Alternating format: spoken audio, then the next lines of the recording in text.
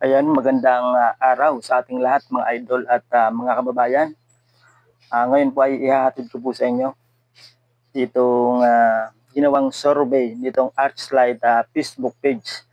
Ayan, itong Archlight Facebook page ay nagsasagawa po sila ng online survey. At itong Archlight Facebook page ay mayroon na pong halos nasa 2 million followers na po mga idol. Ayan, babasahin ko po sa inyo mga idol at ilalagay po natin sa screen para masundan po ninyo yung akin pong binabasa mga idol. Archlight's Senatorial Preference Survey, third run. Ayan, third run po ito. Survey question number 2. On infrastructure and public transportation concerns. Ayan, kung sino daw yung may concern sa infrastruktura at sa transportasyon.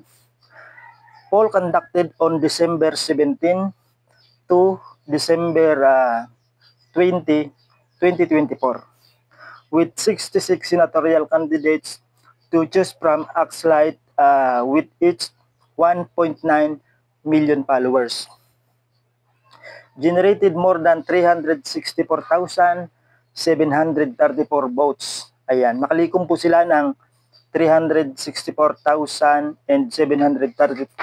na boto mga idol. From accumulated survey forms and recorded 2.3 million in total engagements mga idol. So hindi na po natin patatagalin.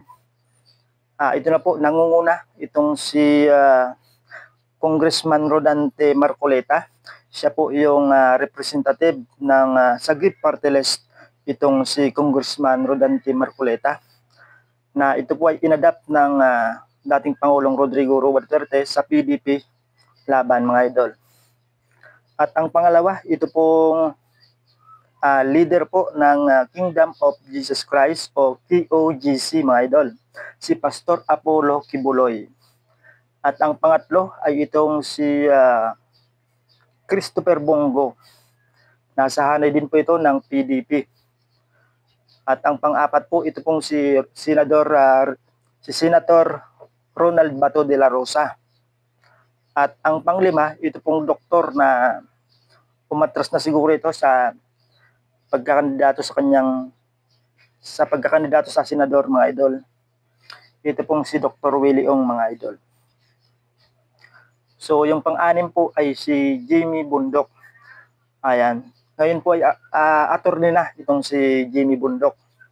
At ang pang-pito, ito pong si Victor Rodriguez, na dati po itong spokesperson ni BBM kung di tayo nagkakamali mga idol.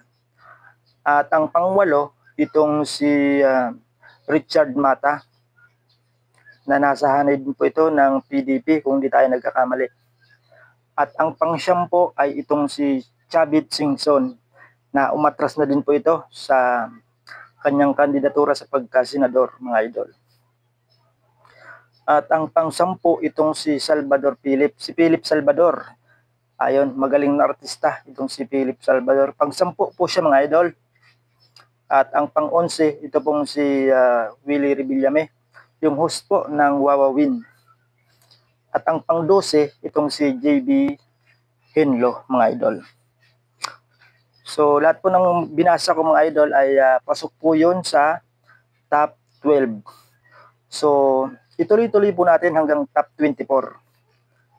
Ayan, yung pang-13, ito pong si Attorney Raul Lambino, na pambato din po ito ng dating Pangulong Rodrigo Roa Duterte. Itong si Raul Lambino, nasa hanay din po ng PDP laban mga idol.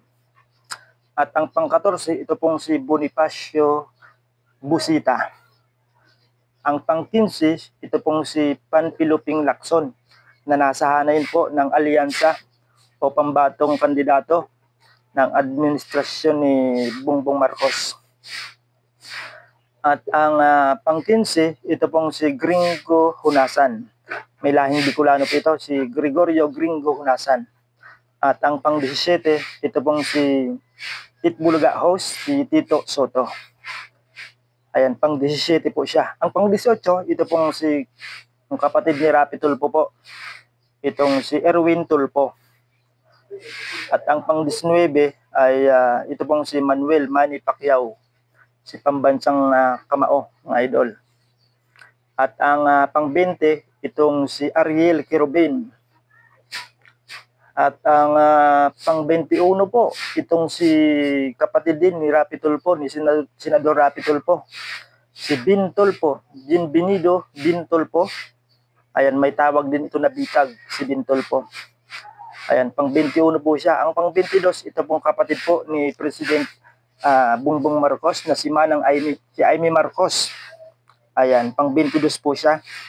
At ang pang-23, ito pong si Bam Aquino, na nasa hanay po ito ng